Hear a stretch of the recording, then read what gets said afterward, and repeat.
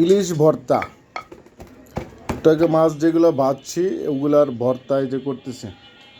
এখন দিয়ে দেব পেঁয়াজ, মরিচ, ইলিশের ভাজা তেল, সরিষার তেল, সাথে একটু লবণও থাকবে। তো ভর্তাটা করে নিচ্ছি, আপনারা দেখতে থাকুন। ভর্তা চলতেছে, এটাই পিষানো শেষ। এরপরে কি করব, পেঁয়াজ মরিচের ভিতরে ঢেলে দিব। এই যে পেঁয়াজ মরিচ ডলতেছি, এখন এটার ভিতরে মাছ ঢেলে দিব। ইলিশ ভর্তা, এই যে মাছ দিয়ে দিলাম। এখন ভর্তা করে মাখিয়ে গরম ভাত দিয়ে খাবো, সেই স্বাদ হবে।